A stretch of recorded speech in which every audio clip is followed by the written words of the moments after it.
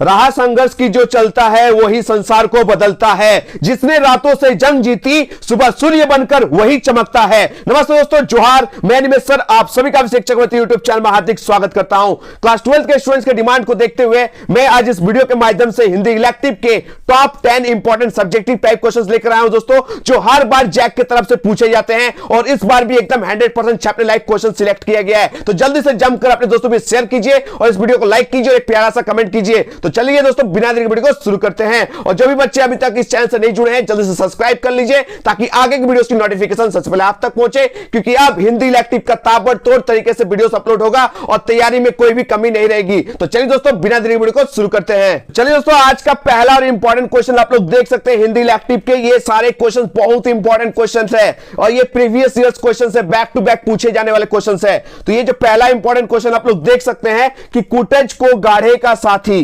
कुटज को गाढ़े का साथी क्यों कहा गया है। ये जैक की तरफ से 2011 में पूछा गया। आप सही पता है दोस्तों, कुटज पार्ट जो है बहुत इंपॉर्टेंट है। हर साल इस चैप्टर से क्वेश्चंस देखने को मिलते हैं और इस चैप्टर के लेखक का नाम क्या है दोस्तों, डॉक्टर हजारी प्रसाद द्विवेदी। आप सही पता है दोस्तों, ऑब्जेक्टिव में पूछा जा सकता है। तो कुटज के लेखक का नाम है डॉक्टर हजारी प्रसाद द्विवेदी। तो यहां पर जो क्वेश्चन पूछा गया है कि कुटज को गाढ़े का साथी क्यों कहा गया है, तो कुटज पार्ट में लेखक ने कुटज के विशेषताओं के बारे में बताया। किसके बारे में बताया दोस्तों, कुटज पार्ट में लेखक ने कुटज के विशेषताओं के बारे में बताया है। लेखक ने बताया है कि कुटज मुश्किल हालत में भी साथ देता है, ये धोखा नहीं देता दोस्तों, याद रखिएगा। मुश्किल हालत में ना बहुत कोई भाग जाता है, लेकिन जो सच्चा साथी होता है वो कभी भी भागता नहीं है, वो आपका साथ देता है। इसलिए तो इसे गाढ़े का साथी कहा गया है। तो याद रखिएगा आंसर में क्या लिखा गया है कि कुटज पार्ट में लेखक ने कुटज के विशेषताओं के बारे में बताया है। लेखक ने बताया है कि कुटज मुश्किल हालत में भी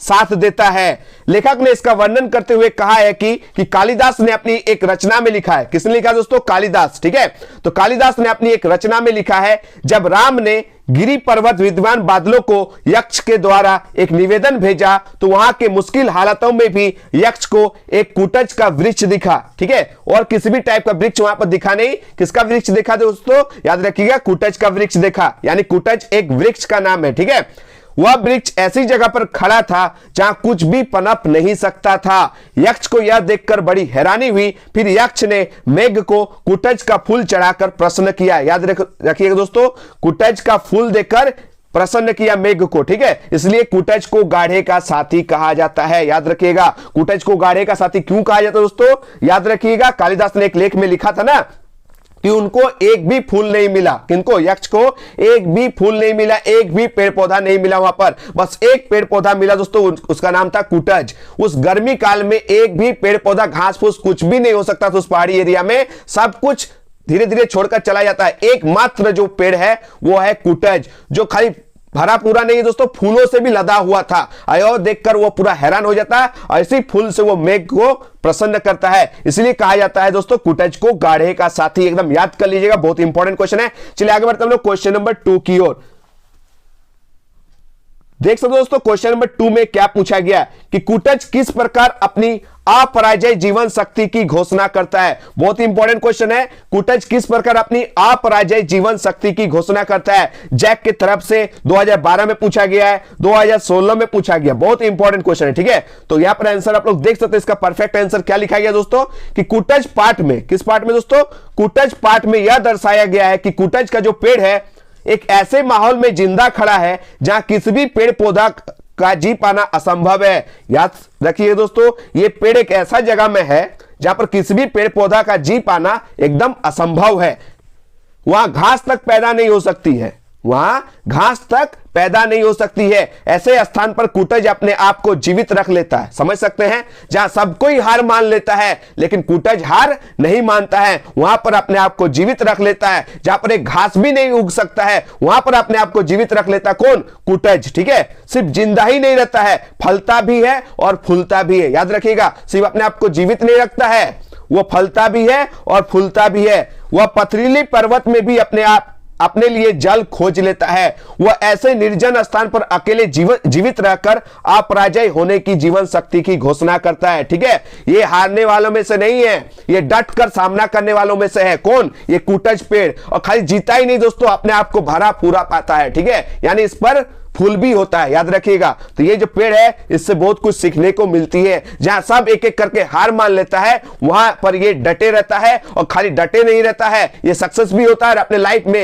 ये फलों फूलों से लदा हुआ पाता है, ठीक है, अपने आप को। तो याद रखिएगा किस पेड़ से सीखना चाहिए, कुटज पेड़ से। बहुत इंपॉर्टेंट क्वेश्चन, याद कर लीजिएगा। नेक्स्ट क्वेश्चन बढ़ते हैं हम लोग, क्वेश्चन नंबर 3।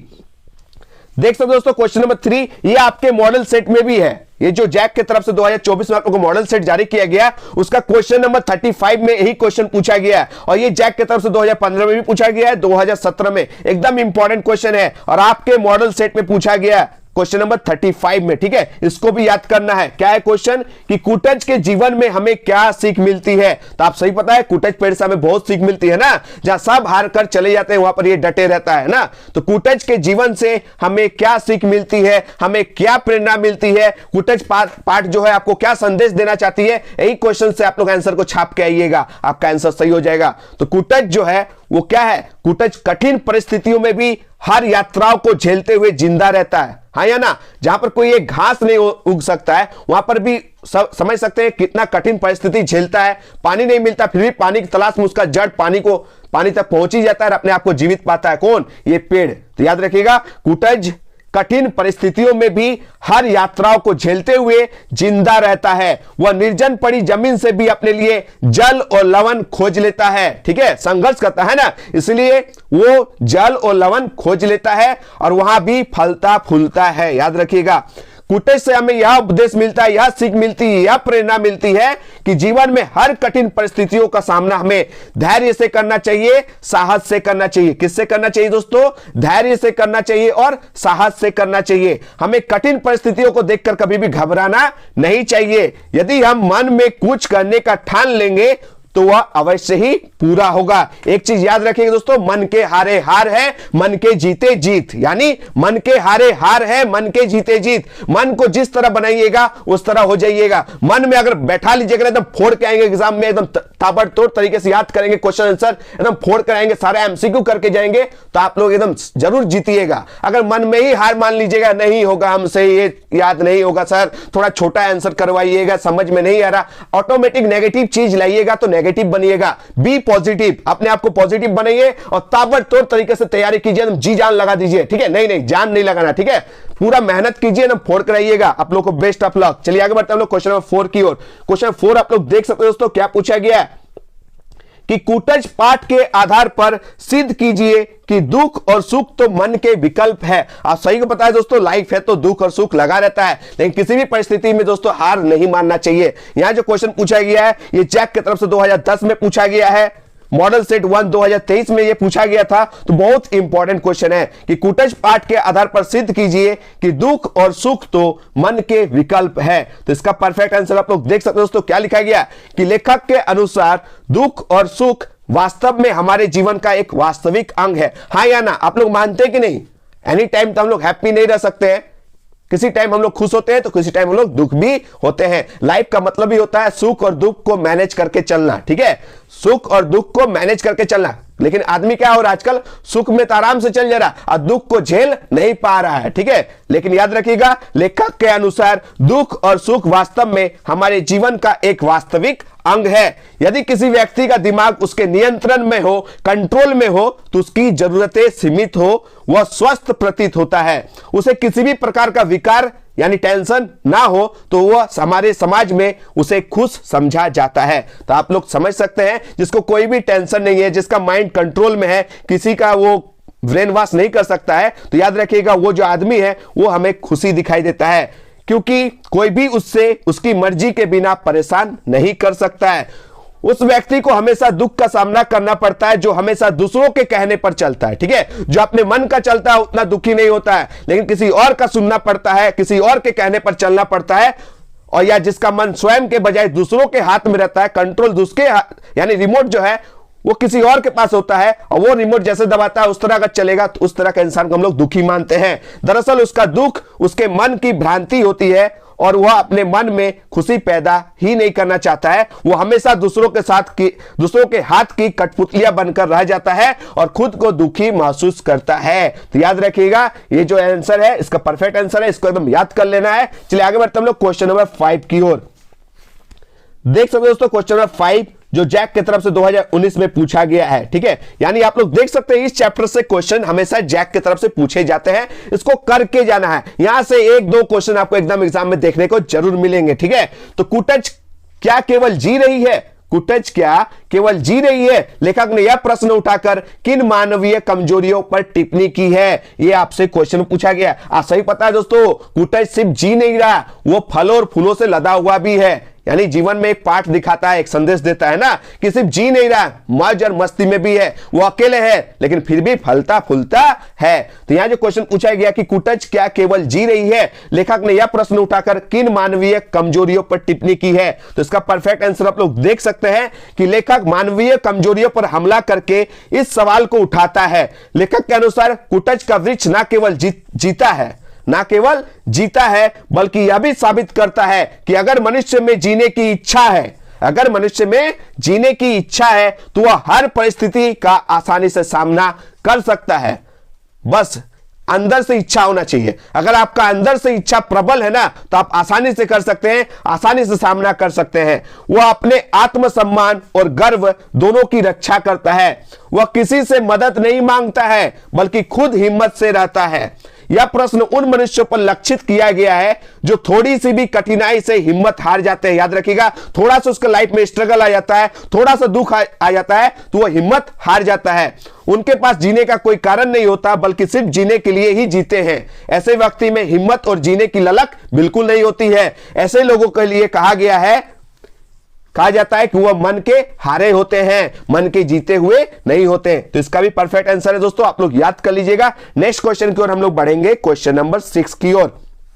अगर ये वीडियो थोड़ी सी भी अगर हेल्पफुल लग रही है, बहुत मेहनत लगता है दोस्तों ये सारे वीडियोस बनाने के लिए, ठीक है। एक एक क्वेश्चन को सिलेक्ट करके कब पूछा गया, बहुत मेहनत लगता है। आप लोगों के डिमांड के लिए मैं किया, ठीक है, क्योंकि इंग्लिश कोर्स बहुत ज्यादा पढ़ा रहा था। आप लोगों का डिमांड था कि सर हिंदी इलेक्टिव में भी प्रॉब्लम हो रही है, आप हिंदी इलेक्टिव करा दीजिए सर, आप बहुत अच्छे से समझाते हैं। तो लीजिए, आप लोग के लिए हिंदी इलेक्टिव भी लेकर आ गए, ठीक है। बस डिमांड तो कीजिए, पूरा करने का मेरा दायित्व है, ठीक है। तो अगर ये वीडियो थोड़ी सी भी हेल्पफुल लगती है तो ईमानदारी से दोस्तों इस वीडियो को 500 प्लस लाइक कीजिए और अपने सारे दोस्तों भी जमकर शेयर कीजिए और प्यारा सा कमेंट जरूर कीजिएगा, ठीक है। चलिए, ये जो क्वेश्चन नंबर आप लोग क्वेश्चन नंबर 6 देख रहे हैं, ये क्या पूछा गया? ये पूछा गया कि बड़ी बहुरिया का संवाद हरगोविंद क्यों नहीं सुना सका। बहुत इंपॉर्टेंट क्वेश्चन दोस्तों, बड़ी बहुरिया चैप्टर से भी क्वेश्चंस पूछे जाते हैं और ये क्वेश्चन देख सकते हैं कितने रिपीट हुए हैं। 2009 में, 2014 में, 2020 में भी ये क्वेश्चन पूछा गया। और एक चीज याद रखिएगा, ये भी क्वेश्चन आपके मॉडल सेट का क्वेश्चन है। क्वेश्चन नंबर 42 में ये क्वेश्चन पूछा गया, याद रखिएगा, क्वेश्चन नंबर 42 मॉडल सेट में ये क्वेश्चन पूछा गया है कि बड़ी बहुरिया का संवाद हरगोविंद क्यों नहीं सुना सका। तो इसका परफेक्ट आंसर आप लोग देख सकते हैं दोस्तों, क्या लिखा गया है कि हरगोविंद बड़ी बहुरिया का संवाद इसलिए नहीं सुना सका क्योंकि उसने सोचा कि बड़ी बहुरिया इतने कष्टों में थी और गांव के किसी व्यक्ति ने मदद तक नहीं की। अगर दूसरे गांव से मदद मांगेंगे तो यह शर्म की बात होगी, अतः वह बड़ी बहुरिया का संवाद सुना नहीं सका। याद रखिए दोस्तों, ये जो बड़ी बहुरिया में जो हरगोविंद है दोस्तों, वो संवाद ले जाने का काम करता है, ठीक है, यानी मैसेज ले जाने का काम करता है। और ये बड़ी बहुरिया का संवाद लेकर गया था उसके मायके में, लेकिन वो संवाद नहीं सुना सका। कि अगर वो संवाद सुना देता, मैसेज सुना देता, तो बड़ी बहुरिया के मायके से उनको लेने के लिए आ जाता है। और कितना खराब लगता है कि गांव की लक्ष्मी को हमेशा के लिए ले चला जाएगा और हरगोविंद चुप रहेगा। ये होने नहीं देना चाहता था, इसलिए वो संवाद को सुना नहीं पाया। याद कर लीजिएगा। चलिए आगे बढ़ते हैं हम लोग क्वेश्चन नंबर 7 की ओर। क्वेश्चन नंबर 7 आप लोग देख सकते हो दोस्तों, क्या पूछा गया, बहुत ही इंपॉर्टेंट क्वेश्चन है। जैक की तरफ से 2023 का मॉडल सेट में ये क्वेश्चन भी देखने को मिला था कि संवादिया की क्या विशेषताएं हैं और गांव वालों के मन में संवादिया के प्रति क्या अवधारणा है, ये क्वेश्चन में है, ठीक है। तो याद रखिएगा, संवादिया का विशेषता आगे हम लोग देखते हैं। तो संवादिया की विशेषता इस प्रकार है कि दिए गए संवाद को जैसे है वैसे ही बोलना पड़ता है। पहले के जमाने में व्हाट्सएप नहीं था दोस्तों, याद रखिएगा, पहले के जमाने व्हाट्सएप, लेटर, जो पोस्ट ऑफिस वगैरह नहीं था। तो एक आदमी को मैसेज सुनाया जाता था, वो गुप्त तरीके से वहां जाकर मैसेज को बोलता था, ठीक है। जिस एक्सप्रेस में बोला गया है उसी एक्सप्रेस में, उसी भावना में जाकर उसको प्रकट करना पड़ता था, ठीक है। तो याद रखिएगा कि संवादिया की कुछ विशेषताएं हैं जो इस प्रकार है। पहला, दिए गए संवाद को जैसे है वैसे ही जाकर वहां पर बोलना पड़ता है। एक नंबर पॉइंट याद कर लीजिएगा। दूसरा पॉइंट, संवाद के साथ भाव को भी वैसे का वैसे बताना पड़ता है। अगर खुशी वाला भाव से बोला गया है तो वहां पर भी जाके हंस के उसको बोलना पड़ेगा। अगर दुख के साथ संदेश को सुनाया गया तो वहां पर जाकर उसको मैसेज सुनाते सुनाते दुखी जैसा माहौल पैदा करना पड़ेगा। ठीक है। और तीसरा आप लोग देख सकते हैं गौ नंबर में क्या लिखा गया है कि संवादिया को भावना में नहीं बहना चाहिए। संवादिया को भावनाओं में नहीं बहना चाहिए, उसे संवाद को भावनाओं से अलग रखना चाहिए। ठीक है। और अंगा नंबर आप लोग देख सकते हैं, सॉरी हाँ अंगा नंबर, उसमें क्या लिखा गया आप लोग देख सकते हैं, उसे मार्ग का ज्ञान होना चाहिए। ठीक है। मार्ग मतलब रास्ता का ज्ञान होना चाहिए। अगर मान लीजिए आप रांची से हैं और रांची से आप गुमला तक आप मैसेज पहुंचाना चाहते हैं तो गुमला का रास्ता का पता होना चाहिए। ठीक है। आप लोग कौन कौन से शहर से आप लोग कमेंट बताइएगा, कौन कौन से गांव से, यानी आप लोग किस किस डिस्ट्रिक्ट से बिलोंग करते हैं। जैसे मैं धनबाद से हूं। ठीक है। आप लोग कहां से, आप लोग कमेंट बॉक्स में जरूर बताइएगा। ठीक है। और जहां जाएंगे जरूर मिलेंगे। कुछ दिन पहले मैं गिरिडीह घूम कर आया। ठीक है। और यहां पर आप देख सकते हैं 4 नंबर पॉइंट में क्या लिखा गया कि संवाद को पहुंचाने में गोपनीयता बहुत आवश्यक है। ठीक है। याद रखिएगा, संवाद जो है दोस्तों उसके लिए गोपनीयता बहुत जरूरी है। आप जिसको सुनाने के लिए मैसेज को दिया गया है, आपको डायरेक्ट उनको जाकर सुनाना है, किसी और को वो मैसेज नहीं देना है। ठीक है। यानी गोपनीयता का भी बहुत जरूरी है। और चलिए, ये तो था संवादिया की विशेषता है। गांव वालों को लेकर, जो गांव वाले हैं वो संवादिया के बारे में क्या सोचते हैं ये देखिए, एक एक करके दिखाते हैं। ठीक है। तो गांव वालों के मन में अवधारणा है कि संवादिया एक कामचोर, निठल्ला तथा पेटू आदमी होता है। देखिए, पहले मैंने संवादिया का क्या क्या विशेषता था वो तो बता दिया। समझ सकते हैं ना कितना चीज है जो रखकर उसको संवादिया को ध्यान में रखकर चलना पड़ता है। रास्ता का ज्ञान होना चाहिए, जिस एक्सप्रेस में बताया गया उसी भावना में जाकर बताना होगा। ठीक है। भावनाओं में नहीं बहना चाहिए। बहुत सारी चीजें हैं जो संवादिया की विशेषता होती है। लेकिन गांव वालों क्या सोचते हैं कि गांव वाला सोचता है कि मन में जो अवधारणा उनका कि संवादिया जो होता है ना, एक नंबर का कामचोर इंसान होता है, एक नंबर का निठल्ला इंसान होता है और एक नंबर का पेटू आदमी होता है, जिसके पास कोई काम नहीं होता है वही संवादिया बनता है। समझ सकते हैं ना गांव वाले का विचार क्या है संवादिया को लेकर। संवादिया वह होता है जो एक नंबर का कामचोर होता है, जिसको काम करना बिल्कुल पसंद नहीं, निठल्ला होता है, पेटू आदमी होता है, वही संवादिया का काम करता है, ऐसा गांव वालों को मानना है। ठीक है। क्योंकि आपको पता ही है कि मायके तक मैसेज ले जाएगा और मायके वाला पता चलेगा कि अपने बेटी का ससुराल से ये आदमी आया है तो उसको खातिरदारी करेगा कि नहीं करेगा। तो इसीलिए सोचता है गांव वाला, इन लोग खाली खाने के लिए जाता है। ये जो संवादिया होता है खाली जाकर खाता है ठूस ठूस के, बस ये लोग कामचोर आदमी होता है, खाली घूमना पसंद है, निठल्ला आदमी होता है, वही संवादिया काम करता है, ऐसा गांव वालों का मानना है। ठीक है। चलिए आगे बढ़ते हैं हम लोग क्वेश्चन नंबर 8। क्वेश्चन नंबर 8 देख सकते हो दोस्तों, ये भी आपके मॉडल सेट का ही क्वेश्चन है। एकदम क्वेश्चन नंबर 43 मॉडल सेट में ये क्वेश्चन दिया गया है। ठीक है। और देख सकते हैं कितना बार जैक की तरफ से रिपीट हुआ है। 2011 में, 12 छोड़ के 13 में, 14 छोड़ के 15 में, 16 छोड़ के 17 में। ठीक है। बहुत बार ये क्वेश्चन आया है और आपके एग्जाम पॉइंट ऑफ व्यू से ये क्वेश्चन बहुत ही इंपॉर्टेंट है कि रोगी बालक के प्रति गांधी जी का व्यवहार किस प्रकार का था। एकदम करके जाइएगा, बहुत इंपॉर्टेंट क्वेश्चन है। तो क्या पूछा गया है कि रोगी बालक के प्रति गांधी जी का जो व्यवहार है वो किस प्रकार का था। तो गांधी जी ने जब रोगी बालक को देखा तो उन्होंने उसके पेट पर हाथ फेरा। याद रखिएगा, कहां पर हाथ फेरा दोस्तों, पेट पर हाथ फेरा और उसको उल्टी करने को कहा। ठीक है। क्योंकि तबीयत खराब है, उसका हाथ जो पेट में वो हाथ फेरा, उसको क्या कहा कि उल्टी करो बच्चा। जब वो उल्टी कर रहा था तो गांधी जी उसके पीठ को हाथ फेर कर सहला रहे थे। थोड़ी ही देर में बालक की जो तबीयत है वो ठीक हो गई। इस प्रकार गांधी जी ने स्वयं रोगी बालक की सहायता करके मानवीयतापूर्ण व्यवहार प्रकट किया। ठीक है। लेकिन आजकल आदमी किसी को उल्टी करते हुए देखता है ना तो उसके साइड हट जाता है, उसको हेल्प बिल्कुल भी नहीं करता है। लेकिन क्या करना चाहिए दोस्तों, उसको पानी का बोतल देना चाहिए, उनका हेल्प करना चाहिए। ठीक है। याद रखिएगा। चलिए हम लोग नेक्स्ट क्वेश्चन बढ़ते हैं। Question number 9। क्वेश्चन 9 में क्या पूछा गया देख सकते हैं कि आमझर से आप क्या समझते हैं, आमझर गांव में सुनापन क्यों है। ठीक है। यह भी क्वेश्चन जैक की तरफ से 2011 में पूछा गया, 12 में पूछा गया और 18 में पूछा गया। यह भी रिपीटेड क्वेश्चन से बहुत इंपॉर्टेंट क्वेश्चन है कि आमझर यानी आम का झरना। ठीक है। याद रखिएगा, आमझर से आप क्या समझते हैं, आमझर गांव में सुनापन क्यों है। तो इसको याद कर लीजिएगा। आमझर 2 शब्दों के मेल से बना है। आमझर 2 शब्दों के मेल से बना है, आम तथा झरना। वो 2 वर्ड क्या क्या है दोस्तों, आम प्लस झरना से बना है अमझर। ठीक है। अर्थात वह स्थान जहां आम झरते हो वह अमझर कहलाता है। जिस दिन से यह घोषणा हुई है कि अमरोली प्रोजेक्ट के कारण अमझर गांव को भी उजाड़ दिया जाएगा, तब से अमझर गांव में सुनापन है, क्योंकि आम ने फलने फूलने से साफ मानो इनकार कर दिया है और रूठ कर बैठा हुआ है। इसको भी याद कर लीजिएगा। चलिए आज के लास्ट और अंतिम क्वेश्चन बढ़ते हैं। क्वेश्चन नंबर 10 देख सकते हैं, बहुत ही इंपॉर्टेंट क्वेश्चन है कि आधुनिक, ये जो क्वेश्चन नंबर 10 आप लोग देखेंगे, आधुनिक भारत के नए शरणार्थी किन्हें कहा गया है? आधुनिक भारत के नए शरणार्थी किन्हें कहा गया है? यह भी जैक की तरफ से 2009 में, 2014 में और भी पूछा गया है। ठीक है, बहुत ही इंपॉर्टेंट क्वेश्चन है। तो इसका परफेक्ट आंसर आप लोग देख सकते हैं कि आधुनिक भारत के नए शरणार्थी उन्हें कहा गया है जिनके गांव को आधुनिकता तथा विकास के नाम पर उजाड़ दिया गया है। ठीक है, गांव को उजाड़ दिया गया है किसके नाम पर? आधुनिकता, मॉडर्न नाम से। ठीक है, याद रखिएगा, विकास करेंगे, ये करेंगे आप लोग गांव से, ये जो है ये तालाब हटा दीजिए, यहां पर बड़ा बड़ा बिल्डिंग बनाएंगे, इस तरह के बड़ा बड़े सपना दिखाकर उसको उजाड़ दिया गया है, प्रोजेक्ट के नाम में उजाड़ दिया गया है और बिना किसी कसूर के वे बेघर हो गए हैं। भारत की प्रगति के लिए उन्हें अपने घर, खेत, खलियान इत्यादि का त्याग करना पड़ता है। याद रखिएगा, किसके प्रगति के लिए दोस्तों? भारत की। जैसे हम लोग के पास में झरिया है, क्या है दोस्तों? झरिया, वहां पर भी कोयला के लिए आसपास के एरिया को खाली किया जाता है और उसे दूसरे जगहों पर शिफ्ट किया जाता है। ठीक है, किसके नाम पर? कि भारत के प्रगति के नाम पर। याद रखिएगा, ये था दोस्तों आज का टॉप 10 सब्जेक्टिव टाइप क्वेश्चंस। कैसा लगा कमेंट बॉक्स में जरूर बताइएगा। बस इस वीडियो को अपने सारे दोस्तों भी जमकर शेयर करना है। जितने ज्यादा बच्चे हिंदी इलेक्टिव में जुड़ेंगे, अगर अच्छा व्यू गया, अच्छा रिस्पॉन्स हुआ, तब लोग का हिंदी इलेक्टिव में भी ताबड़तोड़ तरीके से तैयारी करवाया जाएगा। ठीक है, और इंग्लिश कोर का वीडियो बहुत जल्दी अपलोड होने वाला है, टेंशन मत लीजिए। और कौन कौन से चैप्टर्स के, कौन कौन से सब्जेक्ट के वीडियो चाहते हैं आप लोग कमेंट बॉक्स में जरूर बताइएगा। बस जमकर शेयर कीजिए और 500 प्लस लाइक कर दीजिए। ठीक है, और एक प्यारा सा जरूर कमेंट कीजिएगा सब। ठीक है, मिलते हैं दोस्तों एक नए वीडियो में। धन्यवाद, जय हिंद, वंदे मातरम।